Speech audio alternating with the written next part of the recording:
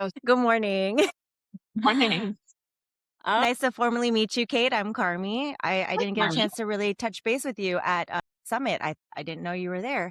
Well, I hope we get to touch base maybe next year if you're there. Yes. Oh, you have your ticket already? Yeah, yeah, Look yeah. at us. Look at us Y- loyal people. All of There you go. us. I know. I just paid off both my tickets the other Oh, Yeah. good for day. you. Awesome. Now, what I was about like, you? Are you going to be there as well? Yeah. Yeah, I'll be there. Okay. Yeah. we're a Thank duo you, pair. Marnie. We come Yeah. as a pair. We should do like on-site podcast recording. I think that would be fun. We thought about it. We had actually thought about it last summit, but then we were like, you know what? Like we wanted to just kind of be immersed in Mingle. Joy. like the I people and the understand. conference because that's like our one opportunity to like catch up with everybody again and like actually Yeah. like get deep and get to know people. And so we're like, you know what? Forget it. It's cool. Yeah. And Fuck Carmen, it. where are you? Are you in Edmonton? Me? No, I'm in Southern California. Oh, She's yeah. American. I'm American. You're Did you outnumber me again for a I second day did. in a row with Yeah. another Canadian? Yeah. Is Precision Nutrition based out of Canada? No. Is it? Well, They started in Canada as a Canadian company. oh, That Okay. hasn't been the case for a while, though. Okay. Dal likes to outnumber me with Canadians. I try. I And then I just try. have to sit. Yeah. I have to sit in the corner because I'm an American. And Yeah. Carmen, we look awfully foolish lately. are you a coach as well? Are you a nutrition coach or you're a trainer? Yeah, I'm a health coach, so I do training and also nutrition. But it's kind of like my passion project, part time kind of situation because I'm also a full time X-ray tech. So I was telling Oh, Dal like I like it because it allows me to make sure that the bills are secured and paid, and I get to do exactly. this to actually like help women and not Totally. have to go through like the tactics of like trying to bring people in just to make an Yeah. income. So I Yeah, mean, to absolutely. each their own, but Very cool. it takes the pressure off for me for sure. And Dal, what about you? Do you do this full time, the coaching? Yeah, I have been for the last few years. So I just do nutrition coaching. And falls under the umbrella of life coaching. We know Yeah. that. It's Yeah, more yeah, yeah. life coaching than anything. But yeah, so it's been a few years for me. This is about you, so we want to talk about Yeah. you. Okay. So I have no list of questions, so I'm just here. So you guys are gonna shoot, and hopefully I will shoot back. yes. No, you will. Yeah, You'll yeah. do perfect. This is exactly like we have a laid back kind of like style. Like we like it to feel like just kind of like we're on the couch gabbing or like at dinner gabbing. So it'll be fine. I'm literally sitting on I'm at my parents' house right now in Oh God. Vancouver You gonna visiting. tell everybody? You gonna tell Yeah, and my setup, I'm sitting on the tiniest chair and I have my computer set up on a it's like bed. little people, big world. Because I told her yesterday we were with Krista, and I'm like, why do you look so like why does your cabinetry look so big compared to you? Like, what's going on here? That's She funny. pops up like this tiniest little like toddler chair. Yeah. Yeah. Are you Anyways, guys both in Vancouver now, though? Because I know Doll's in Vancouver now. I'm in Vancouver visiting right now, but I do we spoke about it. Yeah, I do live in Edmonton because I train with Andrew and he's in Edmonton as well. So, Yeah, yeah. Cool. yeah, yeah. All right. All right, well, I'm going to take it. I'm going to go ahead and intro it. All right, you guys, well, welcome back to another episode of Breaking the Cycle, Redefining Weight Loss, Health, and Mom Life. And today, I hope I don't butcher this. I was practicing. We have Kate Solovieva. Did I do That's it? awesome. You got it. Like, yes. She's got a whole list of things that she just comes decorated with. Main things that popped out to me is you have your graduate and your in degrees in psychology, and you are a master precision nutrition coach. So I'd like to go ahead and say thank you for being here. We are Yes. grateful for your time. But we will always like to start off with give us a little bit of your backstory. How did you get into the health and nutrition space? How did you become a master coach with precision nutrition? Anything that can kind of tie it into our audience to just to be able to get to know you. Yeah, thank you. Thanks for having me. This is so much fun for me. We're so excited. I'm thrilled to have this conversation. Uh, I think I grew up in Soviet Russia, and I did not make it over to Canada until I was in my kind of mid to late teens. And I grew up like it's a very aesthetically based and aesthetically driven culture. Like you very much Oh, dress up and you put makeup on to take the garbage out. That's something that has been in the water, let's say, ever since I've been growing up. So like kind of the body image, you're supposed to be thin, you're supposed to exercise. And I remember being like in grade 7 or 8, sitting in my line for 6 a.m. to do crunches in my bedroom.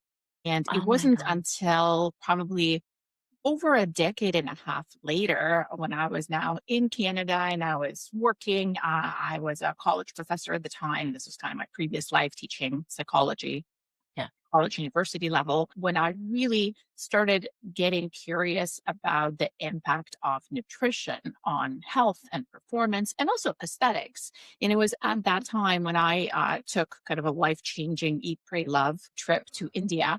And while it was indeed life changing, I came back probably at my fluffiest after like all the dal and all the rice and all the amazing things made of flour and potatoes. It was Love that. incredible, but came back kind of like not really quite recognizing myself in the mirror. And that was around the time when I found Precision Nutrition as a company and joined them as a client in their like Oh, 12 months transformation program at the time. And that was really my wake up call, just in terms of what a huge difference nutrition could make. In terms of how we feel, in terms of how we look, because again, we have this disconnect quite often where we move, we exercise, but we quote unquote don't look it, whatever that mhm. means, right? And to see just the huge effect that really dialing in on nutrition could make made me so passionate about the topic. I mean, I know both of you can relate. I mean, Dal, I know a little bit about your story where you kind of go Yeah. like, why are we not talking about this? Oh my God, right? Like what, let's talk about this. And at that point, that's really when I got so passionate about the fields that I left academia and, like my job at the college at the time to really pursue health coaching as a career. And Wow. Yeah. ended up actually getting a job with Precision Nutrition around the same time, which I think was at the time the only company I would be willing to work for and work with because I was so in the topic. So I think it just worked out so well. So I've been with PN for a good long while now. I manage their online communities, but I also have been running my own coaching practice this entire time, coaching women on in nutrition, in moving better, eating better. And in the last few years, really just focusing more on mentoring health and wellness professionals who are in the space themselves, building online businesses, but also like trying to maintain their own health, right? Like, so I Right. try and do for health coaches what health coaches do for others. Wow. that's awesome. Yes. Yes. That's a lot. Yeah, I think you brought up a really good point, and because I know that I can speak for myself that, I spent years working Work. out, doing the things, right? But unfortunately, it was always the nutrition part that was the missing piece. And, to, I guess, your knowledge, why is that such a hang up, or why is that such that lack of education for women? I don't know if it's a lack of education because I think the deeper we go into it, the more we realize that we're not really prevented by lack of information. Hmm. And Hmm. for the most part, I am convinced that people as a whole are smart. They're so informed and intelligent and creative. It's really not us not knowing. If you stop anyone on the street and you ask what we're supposed to be eating, for the most part, they will tell you that, yes, we should be maximizing whole foods. And yes, fruits and vegetables are good for us. There tends to be an overwhelm with information sometimes because we are pulled in so many directions. And that's where, the more information we put in, the more information we're exposed to, the more confusing it does become. It's difficult to be competing with TikTok as a source, Oh, right? Like, so it's sort right. of when you have dedicated your life to this, when you work with folks, whether that's online or in person, educating and informing and guiding like how we eat and how to eat healthier and in a way that supports our goals. It is so frustrating to be asked by client after client or friend or a neighbor. It's like, Hmm. well, but yes, yes, yes, yes, yes, yes. but what do you think about this thing that I saw on TikTok? Yeah. And can I, because there's this exercise that says that I can get rid of my love handles in 3 minutes a day. Yeah. Yeah. So how It's do we as what? coaches close that gap though? Because I think that that's the struggle Yeah. because, we spend our time creating content and things that will help educate our audiences and also lower the barrier of entry for them. But of course, it's not sexy, it's not appealing, it's not flashy. So, in your opinion, how do we help close that gap for our audiences and to help women get on board with the boring basics? I think some of it is through just osmosis by living lives, right? And Mm, I know all of us here have experienced this where you become a bit of a role model in your immediate network, whether mhm. you do that intentionally or not, it just sort of happens, especially when you make that change, when you clearly go through an identity transformation where you go from, I used to be the person who did this and maybe looked that way or did those things to now being a person who does something else. And then you become the walking poster, for better or worse, for what healthy lifestyle can do. So then Mhm. people start asking questions. Like, so in that way, of course, there is that adage that we all hate that, your body is your business card because it's really not. But of course, it kind of is too. Yes. Right, like, where maybe it's not your body per se, but it is the life that you're Lifestyle. living, Yeah. right? Like the lifestyle, the identity, the behaviors that you choose to engage in, the things you choose to put in your shopping cart, right? Like the Oh, what I you think it choose to cut out. do on a Saturday morning, what you choose to do on a camping trip or a hiking trip, like the kind of how do you spend your free time? What do you get your kids to do on evenings and weekends? But I think it's also a bit of keeping the door open, like Mm, knowing that and being very clear about with the people in your life and people around you that you are there if and when they need you. mhm. Sometimes we talk about how, everyone needs us. Health and wellness professionals will never run out of clients because two-thirds of the population is obese and they all desperately need us and want us. That's not entirely true because Mm, that's not really our population. Our population is the subset of those mm, folks. It's the subset of those folks who are also ready, able, and willing to make the right. change, right? It's those are kind of our people who actually want to take control of their health, to improve their nutrition, who have time and or energy to actually invest, right? Because I know Right. Yeah. someone was just asking the other day, I'm a nutrition coach and I have this friend who just gave birth and I'm watching her and she's running ragged and she's, eating processed foods and undersleeping. How do I help her? Well, as a friend, bring some meals, right? Yeah. Yeah. Clean her house, Right. Yeah. as a coach, that's probably not the time. And I Yes. know, like, I've seen that with my clients. I've worked with endless women that are kind of early postpartum or pregnant Mhm, or perimenopausal or menopausal age who have young kids. Even looking at my own experience, my mhm. youngest right now is 5.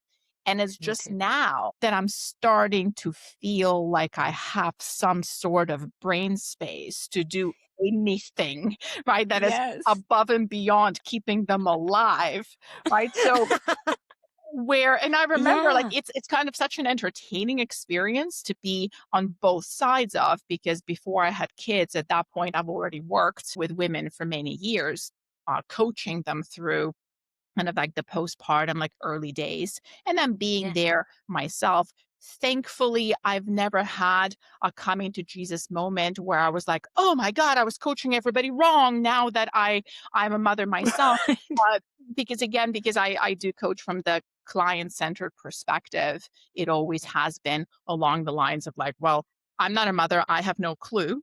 You are the Right. expert on your life, and I can then help you implement the changes that you're ready, able, and willing to make." But of course, once you are in that lived experience, that definitely adds to the texture. Yeah. And I remember observing myself in that environment with a newborn as I'm running out the door with a 3.5 months old to some sort of postpartum appointment and literally picking up a piece of hot dog from the floor and eating it. And that was my lunch. And it's like, this is just it. And it's such a hilarious moment Yeah. where I was like, I don't even feel bad. Like this No, is it. Like this is This is just survival factor mode of life. 101. Like it doesn't matter, right? It's like we're just make it through. Um, yeah. it's really when I work with clients, whether those clients are general population folks that are not in health and wellness at all, or if they are health coaches themselves, we always start at the same place. And that place Mhm. is capacity. Tell Right. me what you have capacity for. We have to start there.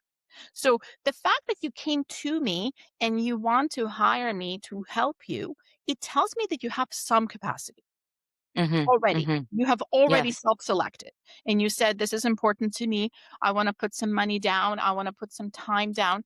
But then we actually have to get really specific. How much capacity do you have? So then I can help you within that box.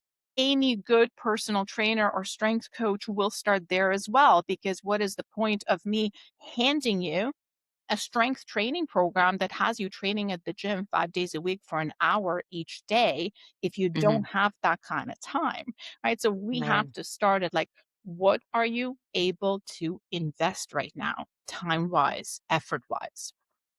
I Right. think that's Right. the And best way to get your clients to get bought in though too, is to not Yeah. overwhelm them because yeah. those are the honest conversations that I have during our intakes is, okay, well, this is you want to look like me, but this is what my life looks like. Do you have the capacity to do that? No? Okay. So we can get you to where I am. It's just going to take a little longer, so you just have to be a little patient and ride this wave with me. So if you can't do XYZ, how about Y and Z only? And that's okay. Yeah, so like Kate, for example, Carmi and I, obviously, we all have our stories and we've all been through what we've been through, and we can just basically adding to what you're saying, bring that experience into our coaching, which gives us and provides us, a level of, I don't know, I'd say empathy, compassion, understanding that we And can extend relatability. and relatability that we can extend to our clients. However, I'm sure there are coaches out there that maybe don't have that perspective, and like, you're saying like it's a lived experience as well, but some don't. You didn't before you had kids. We didn't before we had kids. So how would a coach approach that? Like just, we talked about this yesterday as well. Like it's so important to understand the world around you and people's lives and the Read the differences room. and culture and who you're dealing with. Like we're both global majority is what the new term that we learned.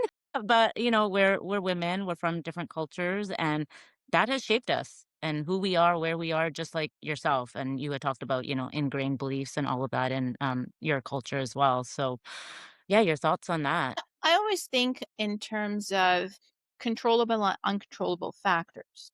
Mm, Is I know what I can control in terms of attracting my people. The more I show up as myself, the more I will attract my people and repel not my people.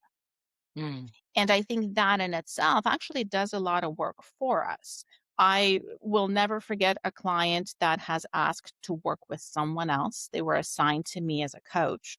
And after a week or so, they sent an email. And this was at a time I was doing most of my coaching through precision nutrition. So the mhm. clients were assigned to a coach. She said, I want someone else because I don't want to work with a yoga teacher. And to this day, like Yeah. that example sticks out in my mind because to this day, I don't know what that means. Mhm. Right. Like, so, and I'm trained as a yoga teacher. I taught yoga for years. I do still once in a while, moved away from it, kind of into strength and endurance and all that stuff.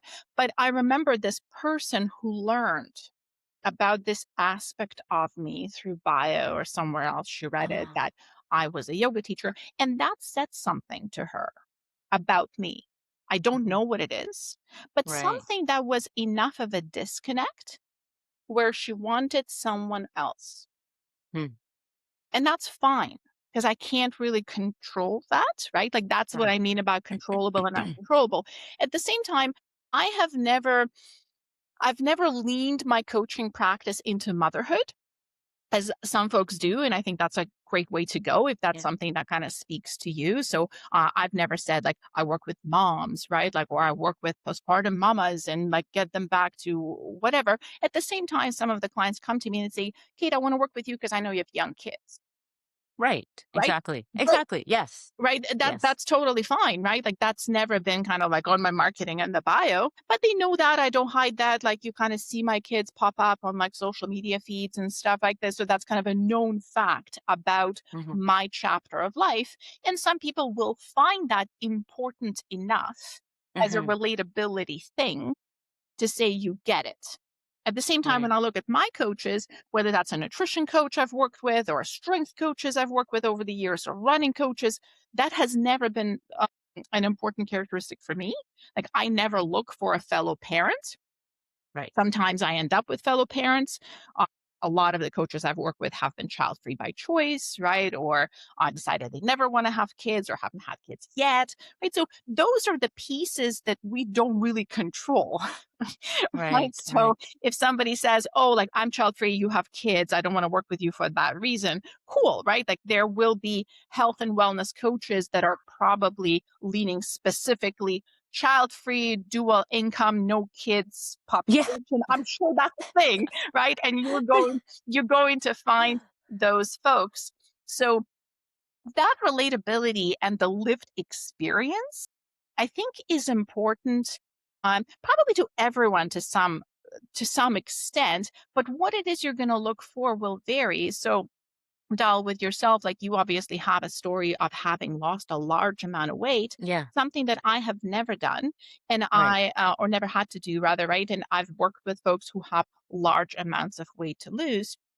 The way I think of that relatability of I've been there, Hmm. right? I've been there. I get it. I've had to lose 100 pounds, or I have young kids, is that it can actually be both an upside and a downside. Hmm. Hmm. So the parallel I've used Okay. before is if you think of an addictions counselor.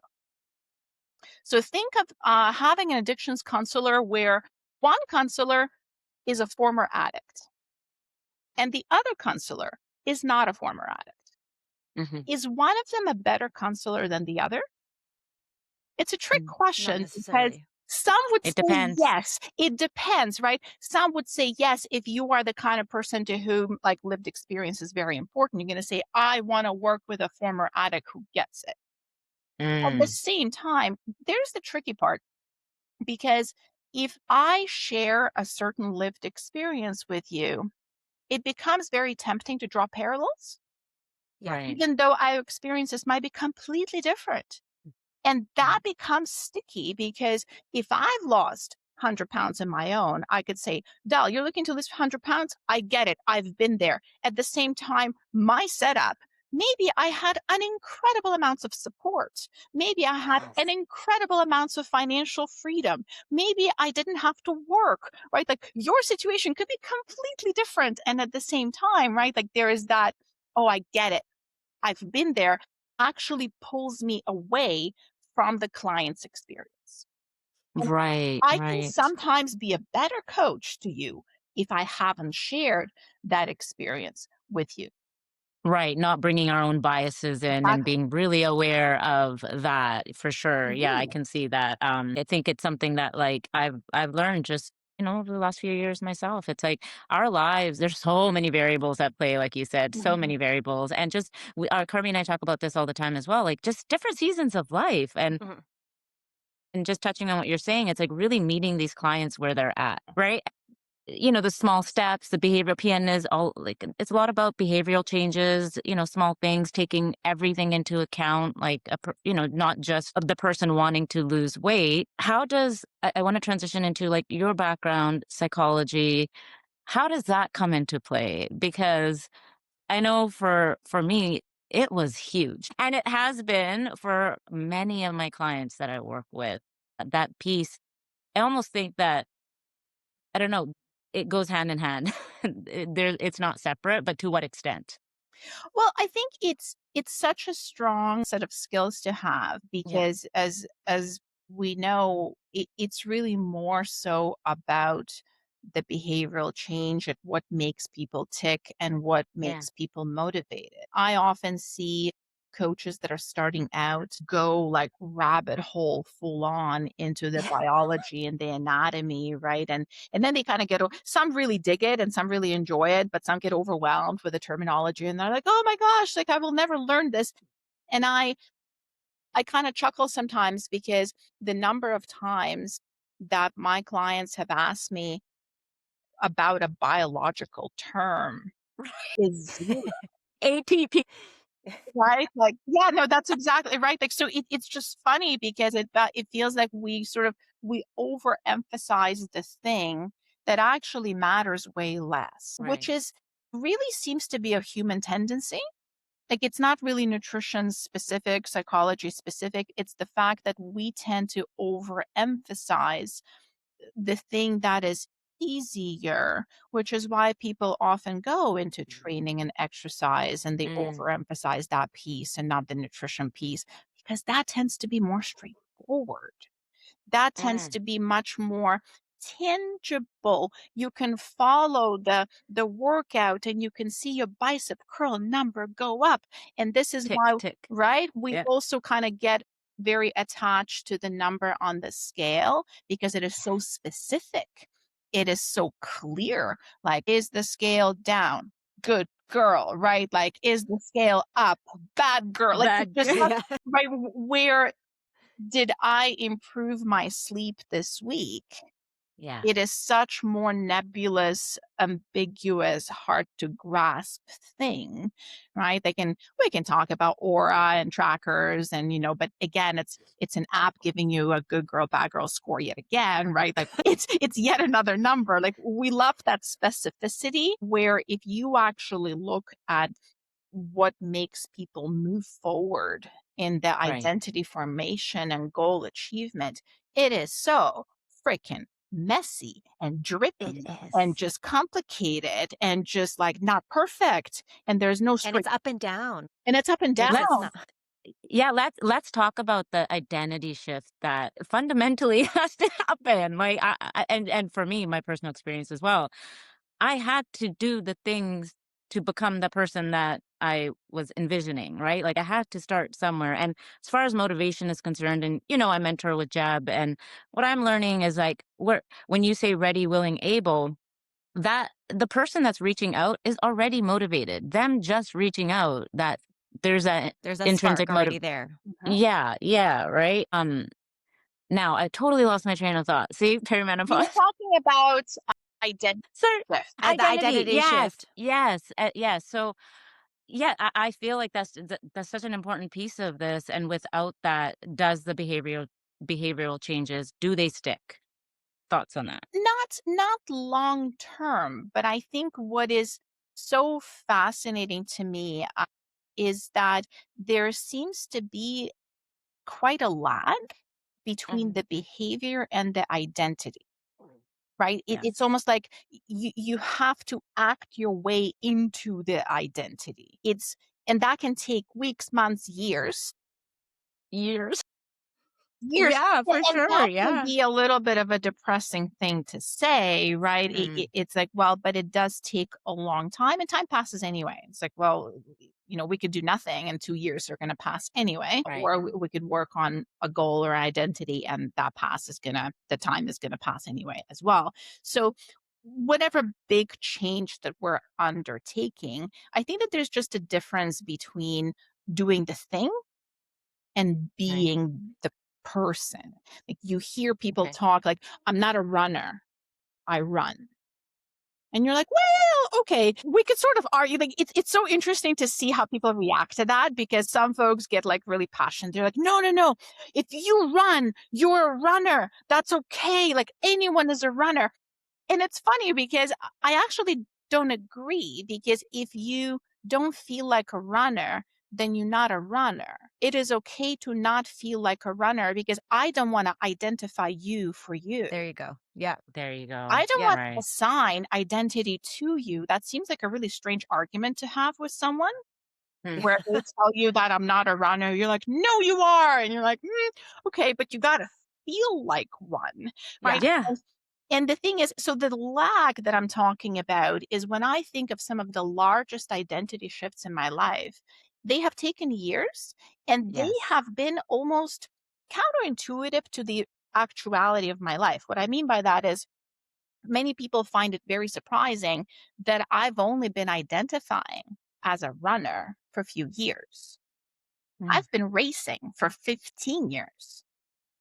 And Okay. yet there is that disconnect of like, yeah, I do events, I do whatever, right? Like I show up, I train, I run. So you're a runner. Well, right. And it's because I didn't really feel like one. It wasn't in my blood and my organism and my cells.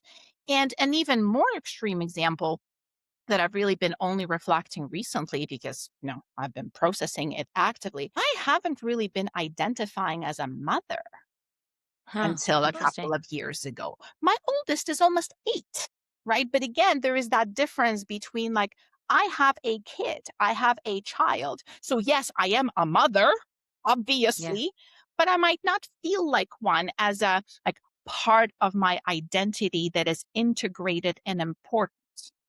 Right. Right, Yes. and that can actually take a long time, right? Like, and it Yeah. doesn't really help when you say, "Well, like, I don't, like, feel like a mom." Like, I know I'm a mom, like, I'm not stupid, like, there's a child, right? Yeah. Yeah. No, I completely Right, understand but that. at the Yeah. same time, it's like, at what point does it actually kind of, like, absorb into the being? When you actually feel it in your You bones, feel right? it Like, in your yeah. bones, and we Yeah. see that lag in Yeah. clients again and again, Yes. where there's that Yes. moment where you're like, "Huh."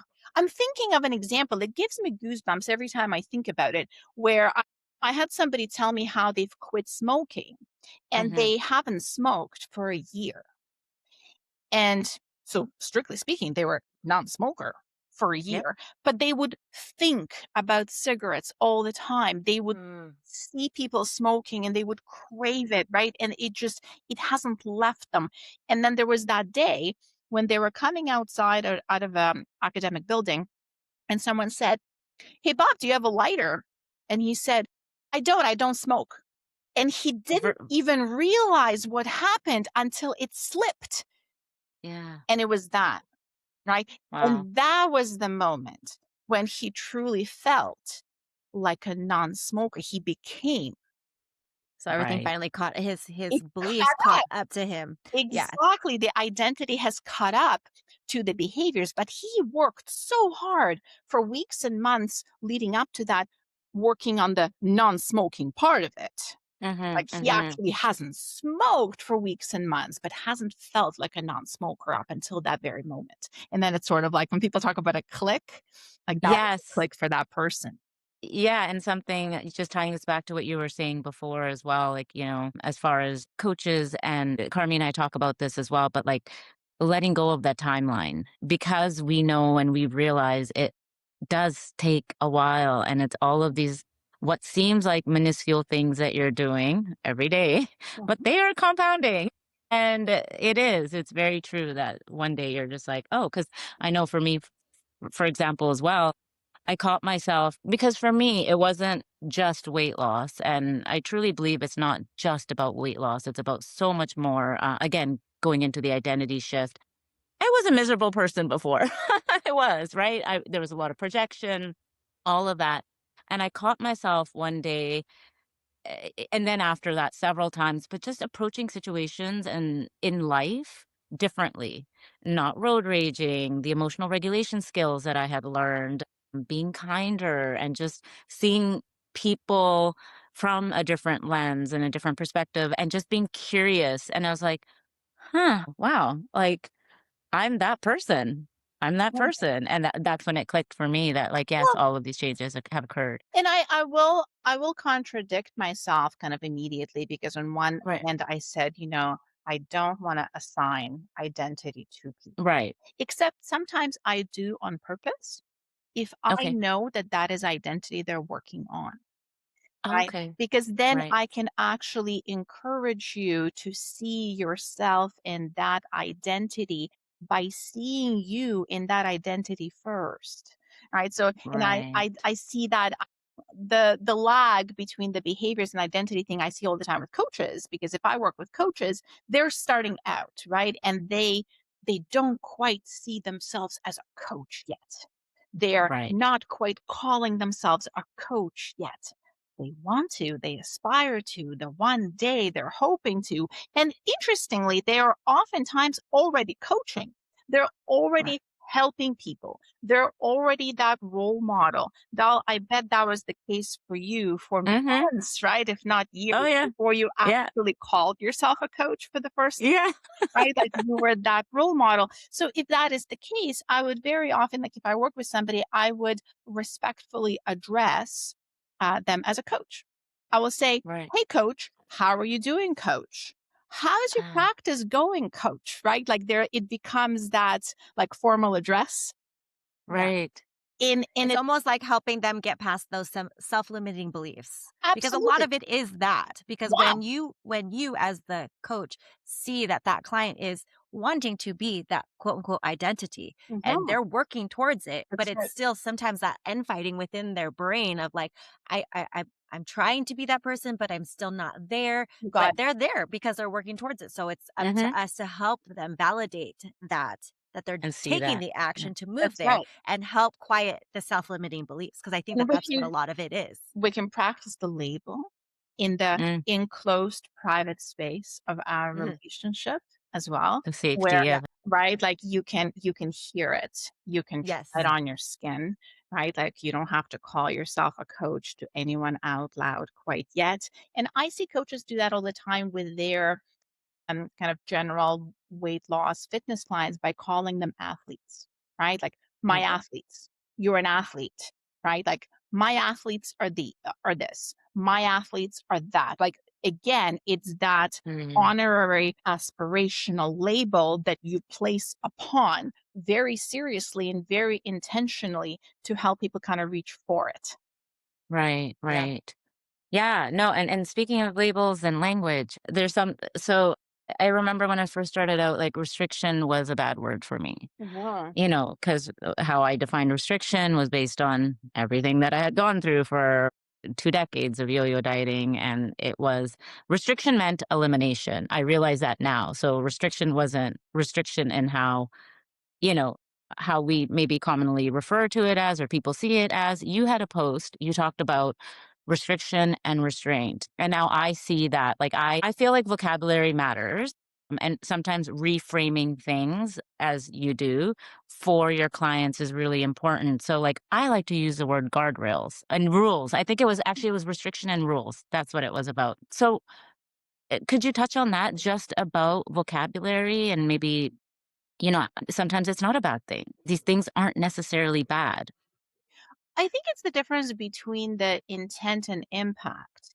Okay. Because what's interesting is that a lot of behaviors on the surface look identical, right? So before we had this conversation today, I spent an hour on a stairmaster.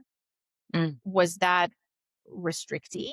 And was that neurotic? And was that driven by diet culture and me wanting to become smaller and me hating my body? No, I mm, have a race in 4 weeks that is uphill, and that is the only way I'm training. However, all of that could also be true, right? Or I didn't have a race in 4 weeks and I actually was driven by all of those things. And I spent an hour on a Stairmaster. And you wouldn't know by looking at a person on a Stairmaster for an hour. And that's kind of what I mean by it's what is the intent? What is the mhm, mental space around it? That's mhm. really what's driving the negative or positive consequence. So when people start talking about like calorie counting is disordered, Yes, based on yes. what? For who? Like what makes it disorder? Like that makes absolutely no sense because calorie counting is a tool, right? So It's informative or it can be for, it- it so should be for many. can absolutely feel that way and it can absolutely trigger folks and it can absolutely result in a negative spiral, but the analogy that I often use, a tool is a tool is a tool, and if Mm, you're using a tool inappropriately, if you don't know how to use a tool, if you use tools that are way more advanced for you, Hmm. can get hurt. I've asked my husband for years and years to show me how to use a chainsaw.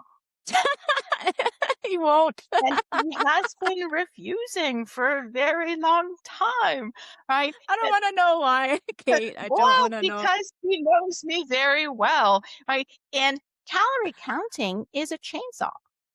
So you're going to use a chainsaw. You need to make sure that you are safe. You have the information, you have the tools, you have the safety goggles, you know how to use it. Otherwise, you're going to lose an arm. Right. Huh. So, and I think that's Yeah. what happens because people are sort of thrust into calorie counting and they lose an arm, right? Like metaphorically speaking, Mhm. they result like they find themselves in a dark place, in a triggered place, in a yo-yo diety place, and they Yeah. blame the tool. But it's not the tool, it's not the chainsaw, it's not the calorie counting. It's how we use it. It's what is the mental space around it. I think of an exchange I had with a friend many years ago, and she was an athlete. She was competing in dragon boat racing. She was a national team. And one day we're hanging out and she said, my coach told me I should lose 2 pounds. And I got angry. I was like, what do you mean? You look great. How dare he? And she kind of looks at me. She's like, Kate, relax. I need to do a pull up test. And I am like half a rep short of a baseline that I'm trying to hit. If I drop like literally 2 or 3 pounds, I think I can pull it out because it's body weight. Oh.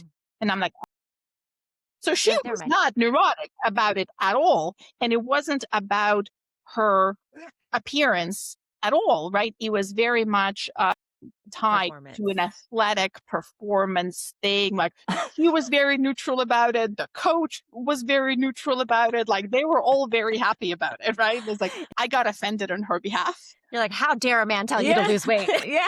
2 pounds. You got on your soapbox. I got on the soapbox immediately, right? Like so I added a bunch of context that wasn't there. Right. And I think that can be difficult in this environment because again, like what we see, it Right. can look identical. So everyone comes to a restaurant and I'm pulling out a glass jar and a food scale. Okay, all right. Yeah, but what's It's a little strange for sure, right? And you have to be ready for it to be a little strange. But is that but coming out of disordered eating thing? Maybe. Or are you getting ready for a bodybuilding show and that's like really the only way that you're eating at the time? Now, some actually would argue that those two are one and the same. And I disagree because I have seen all kinds of things done from a very stable, safe, healthy place. So I think where we're starting to get things wrong is that we're overshooting too far the other way. Yeah. right. Right? Like We have because to understand there's more gray than there there is is black and more white. there is more gray. We talk about moderation, Yeah. everything in moderation. Well, first of all, no one knows how to do moderation. No. Because I sure don't. Even Like, you hand me the We- Kirkland s'mores like clusters. Yeah, I don't know moderation on that. And I know damn well that one piece is 100 calories and I will slam 10 very easily. What the Right, hell is exactly. moderation and how do you do it? But Right. moderation to whom also too, that matters too. Absolutely, right? Like, so what does moderation even mean? So there is this idea that everything has to be sustainable. Yeah. I don't think that's true. I do ultra marathons. They're not sustainable by definition. If you are working on a particular goal, and I think of like kind of ramping up to something, like if you're getting ready for a marathon, the weeks before your marathon, your mileage ramps up intentionally to get you ready for that goal. The idea is not to continue running that mileage week after week for the rest of your life. It's to ramp up, hit a goal, and then decrease. And that's how a lot of our goals can be, right? In fact, I'm a big proponent of having big, scary, exciting goals for clients that are outside of just, I want to lose 20 pounds or I want to lose 120 Yes. pounds, Hmm. right? I want to deadlift my body weight. I want to do 10 pull-ups. I want to do whatever it is. And the way we get to those goals is often through being temporarily not moderate and not sustainable by getting ourselves strong enough, fast enough, endurance enough, right, Yeah. to actually hit Yeah. those goals. And like for weight loss efforts, kind of same thing applies. Is that Yep. weight loss effort is very different from maintenance effort. Yeah. Yeah. Yeah. Yeah. Yeah. Yeah. That's Like a I great just, point. it Because I is. mean, ultimately, what it boils down to, my takeaway from that is that we, as a society, we as human beings, have to take a step back and stop the judgment and understand that context matters. There's more behind that, and we can't immediately just go so far so left. Like we have to kind of, again, like you said, now question what is the purpose of that? What are they doing? We have no idea what their goals are in this moment. No, no. And just going back to what you were saying, like what a great analogy and great explanation about the tools. Like Mhm. it's yeah, yeah, I've never actually heard it, in that way. And it is how we use them. It is how it yeah, and even in the industry, so like we see this, we see the extremes, and we're seeing a lot of this, and maybe you can comment on this and we can get your perspective. But ideal optimization, what's ideal, and optimizing this. And, you talk about like, in your post, I see you talk about protein, and you're very much about like, well, let's look at the client. Let's look at the client. So where are you at when you see some of these things now? And this is what our audience is seeing. And we, with the algorithm, sometimes they don't know what they don't know. So their algorithm is just going to continue to feed that. We are in a very tough spot when it comes to being on the internet because on one hand you kind of have to be on the internet as part of the job, right? If you're Yeah. coaching online, that by definition is where we have to be. At the same time, the internet and the algorithms, they very much encourage and reward things that are more sensational and black and white. So if Hmm. you are a sane evidence-based coach, you're sort of screwed. But you're taking this very nuanced stance, and that's never going to be as hot or as popular or as viral. Here's a 3-minute exercise that will allow you to get rid of your love handles. Yeah. Right. No, because That's really, we're all it. just gatekeeping. That's why. Right. So that's such a tough place to be Yeah. because we're kind of trying to educate the nuance and the context and the it depends. But it depends is such an unsexy, like how do you film a Yeah. reel on it depends? It Yeah. also kind of it almost, I think, to like the general layperson, almost comes off as like us lacking authority when we say it depends. But it's literally like, Absolutely. no, it absolutely We depends. Absolutely. So it's really like how do we talk about that? And I mean, when I think of optimizing and let's take a yeah. look at the client, I know for myself, I spend a lot of time hiding at first, like because Mm, I remember feeling very self-conscious about clients not being able to relate. And it mm, wasn't it wasn't completely without basis because people would legit tell me to my face. They would say, "Well, I don't want to run ultra marathons," or "I don't want to look like you." Right? And I don't want arms like yours. And I just want to tone up, right? Like I just want to. yeah. So I would very much get some of the confirmation of my worst fears where I didn't want to be seen as this extreme person that did Mm, extreme things. Truth is, I am an extreme person doing extreme things. sure thing. So the more that I would hide, the more kind of as a fraud I felt because I would Yeah. then try and kind of portray myself as someone that I wasn't. Yeah. What is true about me is that I am an adrenaline seeking person who really likes intense experiences, Hmm. who also happens to be a really good fucking coach. Oh yeah.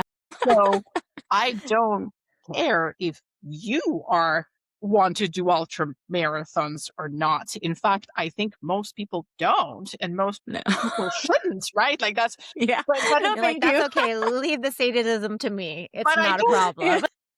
there, right? It's more like, you tell me what you want to do, because what I am most passionate about, I'm just really passionate about helping awesome people do awesome things. And what awesome things are, it will completely depend on the kind of person that's in front of me. Now, the only rule that I have is that I only work with awesome people. That's it. Love it. Love it. Like, I work with just like awesome people who want to do cool shit. And Yeah. sometimes the cool shit is competitive knitting. I don't know what that is. I would like, explain that to me, right? And I You're will like, help you get there. Let's do it. You're like, cool, Yeah, let's work on yeah. grip strength then. Yeah. Yeah, I exactly. Like, okay, let's do it. So explain to me what your awesome thing is, right? And then I can help you get there. Because Yeah. then what becomes relatable is not my extremeness. What becomes relatable is the fact that I do my version of cool shit.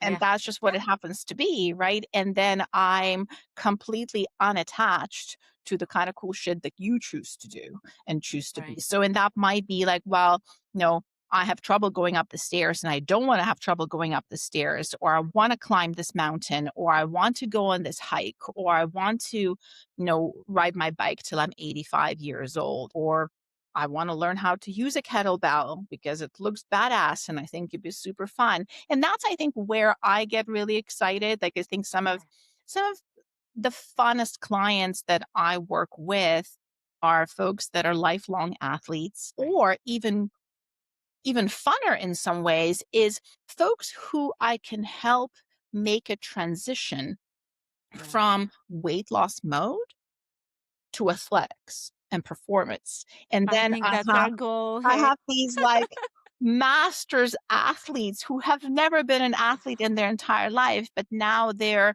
57 doing their first marathon, or they're 62 doing their first 5K, or right, Oh, and, I love and it. really like shifting the mindset into like, look at what my body can do.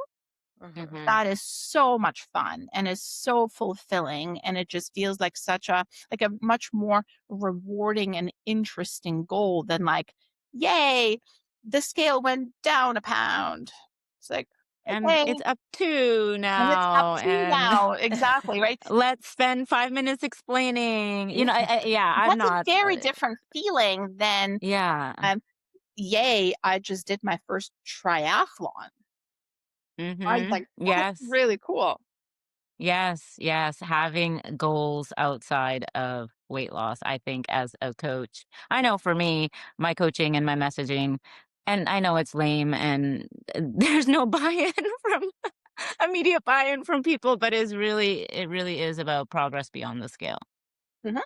Where are we making progress in our lives? And especially as a woman, South Asian woman, coming from a culture, and I work with many South Asian women, things like establishing boundaries, learning how to navigate dinners, Mhm. because that's a big thing in the Indian culture, learning how to navigate comments that you get from the aunties. We always talk about the aunties, right? Yeah.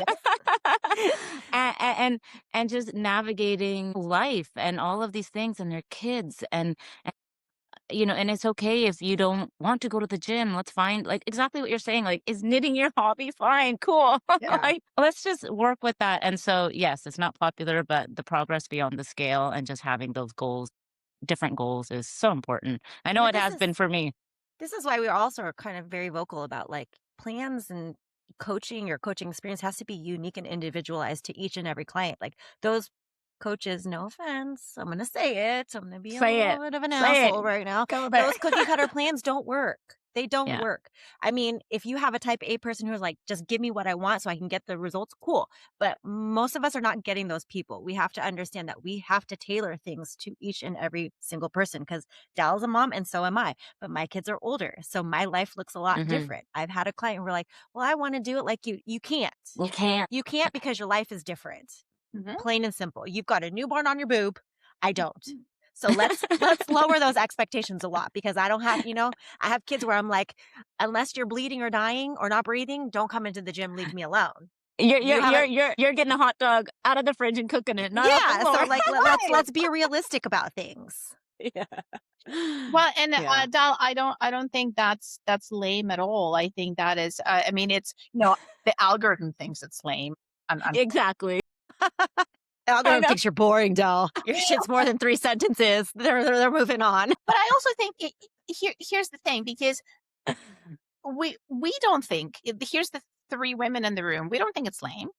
We No. don't think it's boring, right? And I actually think that for folks who do think that scale goals are kind of the one and only goals, that's maybe where education can come in. Mhm. Because I'm convinced that the vast majority of women haven't really set goals for themselves outside of scale goals. So it's almost Yeah. like whenever I want to do something nice for myself and feel good about myself, I decide I'm going to lose 10 pounds. Mm. Like, right? That's the Yes. version of self-care, Yeah. right? Yeah. And to just expand the possibilities of, well, or you could participate in a powerlifting competition. That's Mhm. not on the menu of possibilities of most women in their 40s or 50s or 60s. Like, that's not something that they think is accessible to them. Like, it's simply not on the menu. Right. Where, Yeah. why not? It is. I have worked with many women that have never done powerlifting in their life until their 50s, and now they're competing in powerlifting. So just expanding the possibilities of, like, but what do you mean? Like, yes, you can do a 5K. Yes, you can do a triathlon. Yes, you can do an obstacle race. Yes, you can do a hike. And this is where I'm going to turn into a really obstinate bitch if you tell me otherwise. Because if I was talking to Carmi and Carmi said, yeah, I was kind of curious about triathlons, but I don't think I could really do it, Right. I would We be like, capable. okay, Well, so why let's talk not? about that. Because, Yeah. well, even more so, not even why not, Carmi, it would be more like, how do you know? Mm. Yeah. That's a better question. What is the evidence that you have to show Yes. me that you are incapable of doing a triathlon? Show me, prove it to me that you can't. Like, Hmm. you're saying this based on what? The narratives that we The tell narrative. ourselves, right? Right? So, and that's not evidence that would show up in court. Right. Yep. What evidence do you have that you're not capable of doing this thing that you're telling me you're not capable of? I Have you? work with awesome people that are capable of all kinds of shit. Therefore, you are one of those awesome people. Yeah. So, based on what? Prove it to Mm. me. And then they try. They try to prove it to me. And then they Love it. Look at succeed, that. right? And you're like, ha ha, right? Like, Plot twist. right, right, Uh, Reverse psychology. awesome coach, right, awesome right, client. like, gotcha. And then it's too late Oh, because now they're like sucked in by the sport or by the accomplishment or by the achievement, right? So there is that, I think, where the gaps often are is that we underestimate the process of getting to a thing, the process of mm, trying. So I see that with women very often with like things like push-ups and pull-ups. A body weight push-up, like a full kind of form push-up, or even more so, a full pull-up mhm.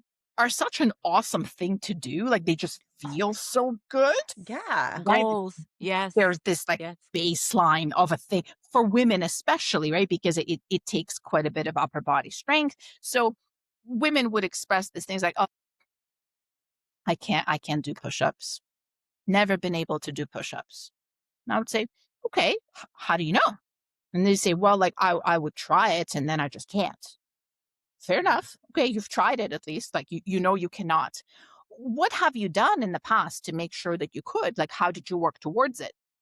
That's where the conversation ends because they haven't, right? They Like did it the Mm, one that's time and where they're like, ah, I'm done. they have tried it. And again, if you think of any other parallels, like, well, I can't play the violin. How do I know? Well, I picked it up and I tried it, and it's like I didn't know. Sucked at it and I stopped. And I was like, and I just like, yeah, so I can't.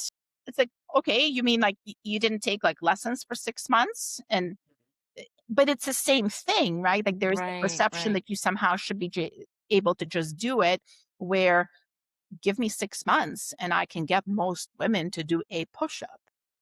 Yeah. Yeah. So it's that overarching theme that we always talk about, practice and Some reps. reps It's all practice Practice and and reps. and reps. So giving it the time what and the was the time. intentional practice that you have engaged in over time to get yourself to a push-up? Zero, zero things, zero reps, and zero practice. Yeah. Okay, Right. cool. Well, then you haven't really tried. Let's try. Show me that you can't.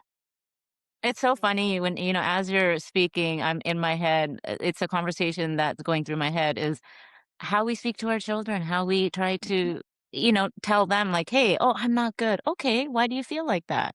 Yeah. Why do you say "How long have you been playing?" "Why are it's so I find that the parallel between parenting and coaching is so similar, I or can agree. be. It Yeah. Do you is would though. you say? It is all the time. I mean, because like Kalia hasn't picked up her Barry saxophone because she's on summer break and went to go play a song that she played at her concert, and she's like, "I suck."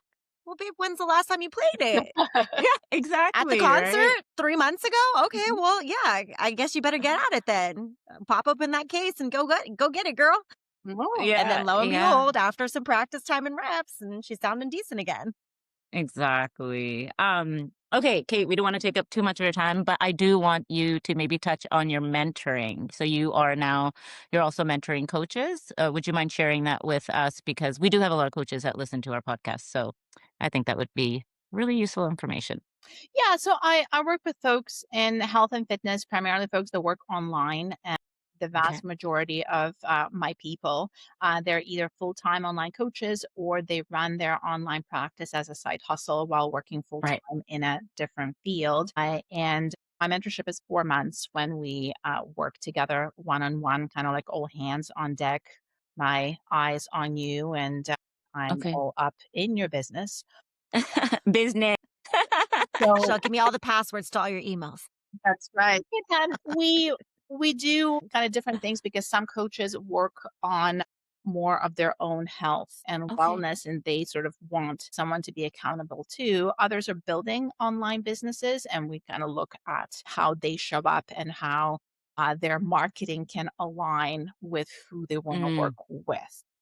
Right. right. Because again, like people that I work with primarily are women. They're probably 30 to 60. And a lot of them are group marketing program dropouts who have Okay. joined kind of group business mentorship things before and just felt very unseen because they have Okay. been told to send 300 DMs per day and Cold. 17 emails a week, right? And it's like, well, if I already feel a certain amount of challenges and biases and my own narratives and stories around selling and showing up and being Yeah. visible, that's not really the approach that's going to work for me. So it's very much a equivalent of, someone who is sedentary being handed an Ironman training plan where if you could stick to it, I guess maybe it would work, but it is such a huge jump, right? So we talk about kind of visibility and finding your voice and marketing in a way that feels aligned Love that. you are. And there are a lot of parallels to health and wellness there too, and how I coach deep health. Because again, Yeah. I want you to be able to identify what deep health is for you. And I want you to be able to identify what a successful business is for you. And that looks very different for different people. Right. Excellent. Love that. Yeah. So with that, any closing thoughts? You're a wealth of information, knowledge, all of that. So anything that you would leave our audience with that, they could benefit from just one thing. One thing. Oh goodness. I know, She's like, loaded she's question. like, don't make me choose. Well, it's Yeah. like, somebody asks you to pick your favorite song and you're like, how dare you? Right. I think where maybe I would close is that I would suggest that we look at the things that we avoid and the Right. things that we tend to favor. Because just like in the gym, there is a reason it's very beneficial to have somebody else put together your workout, no matter how knowledgeable you are. Yeah. Because even the most knowledgeable strength coaches, if they go in the gym left to their own devices, they're going to work on should they like. and Yeah. they're good at. It's like, ooh, I like legs or I like arms, and that's what they're going to work on. They're not going to work on mobility. They're not going to work on, legs or whatever it is that is hard. That's the part that we're going to very conveniently avoid. And we do that Right. as coaches as well, right? Like, so what is the convenient thing? What do I spend my time? Do I spend time listening to business podcasts and reading books as a way of working on my business? And what is Right. I actually avoid? Is it doing, actual direct outreach to folks in my network, having those honest one-on-one conversations, and kind of like reflecting on that, right? Like Right. what is my default? What is my easy? And what do I actively avoid? Like, I think of skipping a workout a couple of days ago, specifically so I would do meal prep. And it was such a tough choice for me in the moments because I hate skipping workouts. I like workouts. And I had to do the little self-talk. It's like, hey, Kate, come on. Yeah. This, that you will actually gain more benefit by spending this hour and a half meal prepping for the next 3 days than you would by going and getting work at. You're strong enough that's fine, right? Like, just Yeah. Yeah. get The some, harder thing, yeah, right? Like, get the yeah. goddamn protein cooked. So I think that's Yeah. where I would just Sound like you're in my reflect on. head. I I know. know. Oh, so like personally called out, right? Like, just where do we go by default? What is our favorite thing to do? And what do we avoid? Because what we avoid is often where a lot of growth is. For our clients, it can be like, well, I'll eat Yes. whatever you tell me, but I don't really want to eat slowly. I hate that shit. And it's like, well, listen, I'm so sorry to tell you this, but there's probably some growth there. Yeah. Yeah. Growth is on the other side of discomfort. That's So right. you gotta, right? Like, you gotta embrace that discomfort and just do the thing. So yeah, I love that. All right. Wow. Well, where can our listeners find you? I'll be sure to link everything in the show notes. Yeah, so the best place to find me is probably Instagram. It's at K_my last name. So don't try to spell it. I misspell it myself half of the time. Yeah. So I just check out the show notes, and I'm sure you folks can link to me directly. So find me, say hello, direct message me, and yeah, I would love to connect. I have to say, when I first started following you a long time ago, I was like, this woman is batshit crazy. She looks like you're totally with your leather coat and the whole Matrix vibe. I'm like, oh my God, you look like her. You know what? Now that you say it, You're I see it. I see it. My goodness, we just need to do a slick back on you with the glasses. Yes. Photos. I was just like, dang, that's bad. Now I can't unsee it. Thanks, Dal. Kate's probably like, thank you, Dal. Now nobody can unsee it. Yes, I love it. I love that look. Yes, you should rock that more often. Well, hey, I mean, that's very much leaning into the crazy, I think, right? Like, There you go. it's We love it. if that Unique. was your takeaway, you're like, oh my God, she's intense. It's like, yeah, Yeah, welcome. exactly. That's just my type of crazy. Exactly, right? We are. We just, we hold back a little bit sometimes, but then it comes out by the end of the episode. There you go. That's right. It's a warm up. It is. It is. I got to read the room first and see how professional I have to be before I let the That's right. squirrel out. Right? Well, thank you. Thank you. We appreciate your time and the whole mix up in time zones and All all good. of that. Thank But you too. It was thank you. out. I'm glad Yes, the internet held up. it did. It did. Yes, we appreciate you so much. And I love this episode. Learned a lot. And for our audience, if you like this episode, please share it with anyone that you think can benefit. And until next time, Bye-bye. bye.